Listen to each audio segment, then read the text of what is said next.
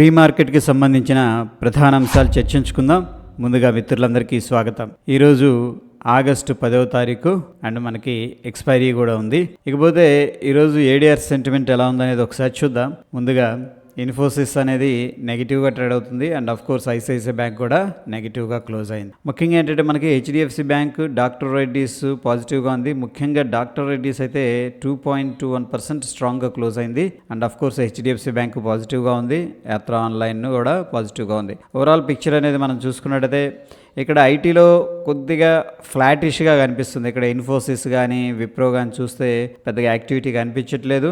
And banks విషయానికి వస్తే ICICI bank నెగిటివ్గా ఉంది, హెచ్డిఎఫ్సి బ్యాంక్ పాజిటివ్గా ఉంది. అంత స్ట్రెంగ్త్ అయితే కనిపించట్లేదు. బట్ ఇంట్రెస్టింగ్ పార్ట్ ఏంటంటే ఈ యొక్క హెవీ వెయిట్స్ లేకుండానే నిన్న స్ట్రాంగ్ రికవరీ అనేది కనిపించింది. ఒకవేళ ఈ heavy weights like HDFC bank కానీ ఐసిఐసిఐ బ్యాంక్ కానీ నిన్న పెద్దగా మూవ్ అవ్వలేదు. ఇవి కానీ యాడ్ అయినాయి అంటే మూవ్ అనేది ప్రపల్షన్ జరిగే అవకాశం ఉంది. మనకి ఇక్కడ పెద్దగా చెప్పుకోదగ్గ ఇంట్రెస్టింగ్ కాన్సెప్ట్ ఏం కనిపించట్లేదు. ఎందుకంటే అంతా కూడాను 0.5 లోపు ఈ యొక్క గ్రోత్ కానీ అండ్ డిక్లైన్ కానీ కనిపిస్తుంది. ముఖ్యంగా డాక్టర్ రెడ్డీస్ మాత్రం చాలా స్ట్రాంగ్గా కనిపిస్తుంది. దీని మీద మనం ఏంటంటే ఫోకస్ అనేది చేసుకోవచ్చు. అదేవిధంగా ఇండియన్ ఇండిసెస్ ఎలా పర్ఫామ్ చేసినాయి అనేది ఒకసారి చూస్తే ఓవరాల్గా నిఫ్టీ, మీడియా, మెటల్స్, కమోడిటీస్ వీటిలో కొద్దిగా బోటమ్ బయింగ్ జరుగుతున్నట్టు అనిపిస్తుంది. మెటల్స్ ఈ మధ్యకాలంలో అప్పుడప్పుడు షైన్ అవుతున్నాయి. ఓకే, కొంత వీక్నెస్ ఉంది. ప్రీవియస్గా కమోడిటీ ప్రైసెస్ చాలా పీక్గా పైకి వెళ్ళినాయి. దాని తర్వాత చాలా రోజులు స్ట్రగుల్ అయినాయి అనమాట. కొద్దిగా వీటిలో ఏంటంటే బోటమ్ బయింగ్ అనేది కనిపిస్తూ ఉంది. అదేవిధంగా మనం చూసుకున్నట్టయితే నిఫ్టీ రియాలిటీ అయితే ప్రెషర్కి గురైంది అండ్ ఆఫ్ కోర్స్ ఈరోజు ఫండమెంటల్ డేటా ఉంది, అది కూడా చూద్దాం. ఇక ఓవరాల్ పిక్చర్ అనేది చూసుకున్నట్టయితే 65% పాజిటివ్గానే ఉన్నాయి, ఒక 35% మాత్రం నెగిటివ్గా ఉన్నాయి. సో ఓవరాల్గా ఒక కొంచెం బులిష్ వ్యూ అనేది కనిపిస్తుంది. గ్లోబల్ సెంటిమెంట్ ఎలా ఉందనేది ఒకసారి చూసుకున్నట్లయితే మనకి చైనా వచ్చేసరికి నెగిటివ్గా ఉంది అండ్ సౌత్ కొరియా నెగిటివ్గా ఉంది. ముఖ్యంగా మనకి ఏషియా మార్కెట్ జపాన్ అయితే ఫ్లాట్గా ట్రేడ్ అవుతుంది, కొద్దిగా పాజిటివ్గా ఉంది.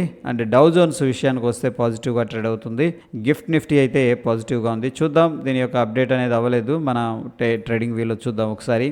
సో ఎనీహౌ ఓవరాల్గా మనం చూసుకున్నట్టయితే ఇక్కడ 60% పాజిటివ్గా గ్లోబల్ క్యూస్ అనేవి ట్రేడ్ అవుతున్నాయి. ముఖ్యంగా యూఎస్ అయితే మాత్రం పాజిటివ్గా స్ట్రాంగ్గా కనిపిస్తూ ఉంది. ఓకే, గ్లోబల్ క్యూస్ యొక్క సెంటిమెంట్ అది. దాని తర్వాత నిన్న ఎకనామిక్ క్యాలెండర్ అనేది మనం చూసుకున్నట్టయితే దీంట్లో ముఖ్యంగా మనం చెప్పుకోవాల్సింది ఏంటంటే సిపిఐ డేటా. రష్యాకి సంబంధించిన సిపిఐ డేటాలో మంత్ ఆన్ మంత్ బేసిస్లో నెగిటివ్గా రావడం అనేది జరిగింది.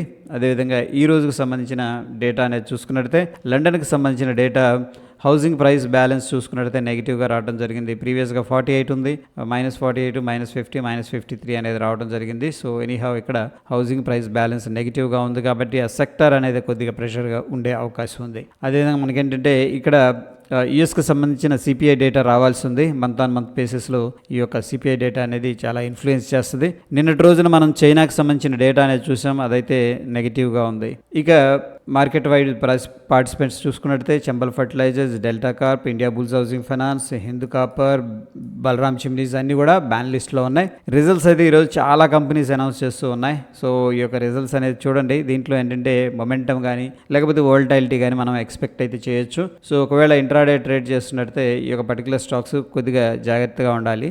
ఇక ఎఫ్ఐఎస్డిఐస్ డేటా అనేది మనం చూసుకున్నట్టయితే వీళ్ళు కంటిన్యూస్గా సెల్ చేసుకుంటూ వచ్చారు. దగ్గర 10 రోజులు అనుకుంటాను. నిన్న మాత్రం కొద్దిగా రికవర్ చేశారు. 644 crores క్యాష్ మార్కెట్లో ఎఫ్ఐఎస్ బై చేసినట్టు తెలుస్తుంది. డిఐఎస్ వచ్చేసరికి 598 crores సెల్ చేసినట్టు తెలుస్తుంది. నెట్ మనకి 46 crores. పెద్దగా చెప్పుకోదగ్గ ఇన్ఫ్లో కానీ అవుట్ఫ్లో కానీ కనిపించట్లేదు. బట్ స్టిల్ ఏంటంటే 46 crores క్యాష్ మార్కెట్లో బై చేసినట్టు తెలుస్తుంది. ఇక మనం చూస్తున్నట్టయితే ఎఫ్ఐఎస్ లాంగ్ బిల్డప్ చేశారు via future and options, proprietary long buildup అనేది చేశారు. సో ఏంటంటే ఓవరాల్గా దీంట్లో కొద్దిగా వెయిటేజ్ మనం లాంగ్ సైడ్ అనేది ఇవ్వచ్చు. ఎందుకంటే క్లయింట్ షార్ట్ చేశాడు, డిఐఎస్ యాక్టివిటీ చాలా తక్కువగా ఉంది అండ్ ఇద్దరు కూడా లాంగ్ బిల్డప్ చేసినట్టు కొద్దిగా కనిపిస్తూ ఉంది. ఇక నిఫ్టీ హీట్ మ్యాప్ అనేది చూసుకున్నట్టయితే డాక్టర్ రెడ్డీస్ అండ్ ఇవన్నీ కూడా స్ట్రాంగ్గా ఉన్నాయి. మనకి 50-50 కనిపిస్తున్నాయి.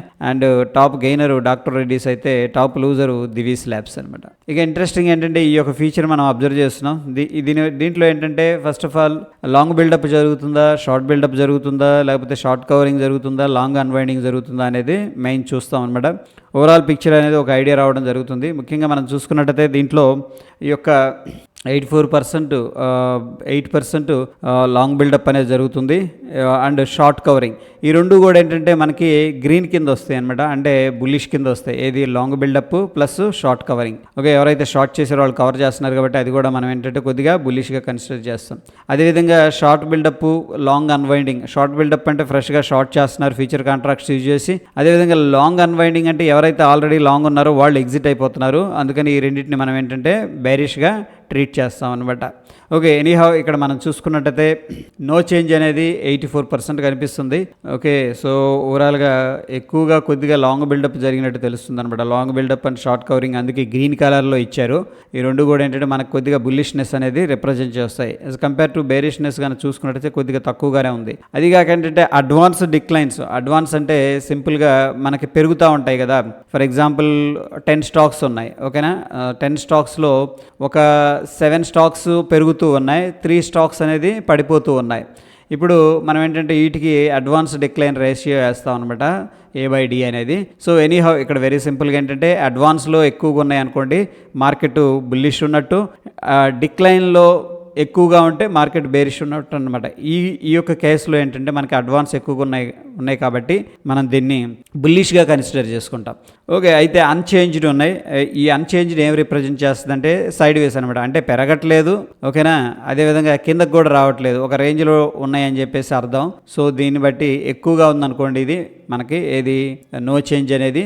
మనం ఏంటంటే మార్కెట్ సైడ్ వేస్ ఎక్స్పెక్ట్ చేస్తుందని చెప్పేసి తీసుకోవడం జరుగుతుంది. ఒకవేళ అడ్వాన్స్ ఎక్కువగా ఉన్నాయంటే మనకి ఏంటంటే మార్కెట్లో బుల్లిష్నెస్ ఉంటుంది. ఇక్కడ చూసుకున్నట్టే దగ్గర 12.9% లాంగ్ అనేది కనిపిస్తుంది, షార్ట్స్ 2.7% అనేది కనిపిస్తుంది. కొద్దిగా బుల్లిష్ సెంటిమెంటే కనిపిస్తుంది అనమాట ఉన్న దాంట్లో. ఓకేనా, ఓకే, ఎనీహౌ ఇది రెగ్యులర్ బేసిస్లో అబ్జర్వ్ చేస్తే మనకు ఒక క్లారిటీ రావడం జరుగుతుంది. అండ్ ఇక నిఫ్టీ విషయానికి వస్తే ఓపెన్ ఇంట్రెస్ట్లో 2 లెవెల్స్ అనేది తీసుకుందాం. 19,800 ఒకటి, 19,500. ఓకే, ఇది 19,500 ఏమో సపోర్టు, 19,800 ఏమో రెసిస్టెన్స్ ఉంది.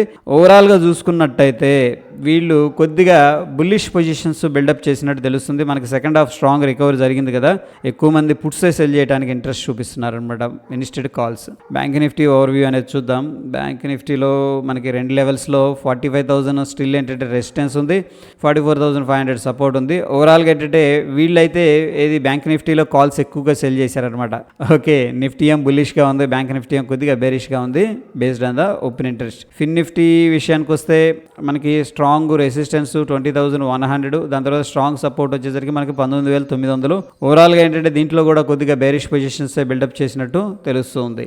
ఇక మిడ్ క్యాప్ నిఫ్టీ విషయానికి వస్తే దీంట్లో ఏంటంటే ఎవరు కూడా కాల్స్ సెల్ చేసే డేర్ చేయట్లేదు, ఎందుకంటే మిడ్ క్యాప్ స్ట్రాంగ్గా ర్యాలీ అవుతుంది.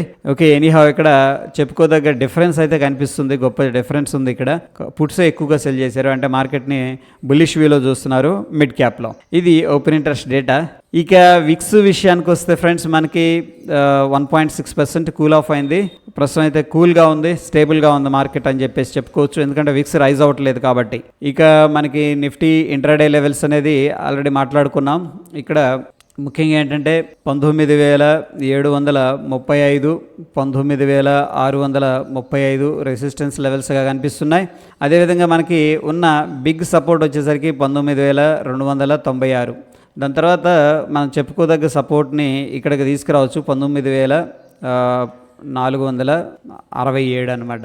19,296, 19,630, 19,735 ఈ లెవెల్స్ అనేది రెసిస్టెన్స్, ఈ లెవెల్స్ అనేది సపోర్ట్ అనమాట based on the market structure. అదేవిధంగా బ్యాంక్ నిఫ్టీలో అయితే ప్రస్తుతం 2 లెవెల్స్ అనేవి తీసుకుందాం మనం. 45,121 ఇక్కడ బాగా కన్సోలిడేషన్ జరుగుతుంది, అండ్ ఇదైతే ప్రస్తుతం ఉన్న రెసిస్టెన్స్ లెవెల్ బ్రేక్అవుట్ జరిగితే మొమెంటం రావచ్చు. డౌన్ సైడ్ వచ్చేసరికి మనకు 44,530 లెవెల్స్ అనమాట. ఇది ప్రస్తుతం ఉన్న సపోర్ట్.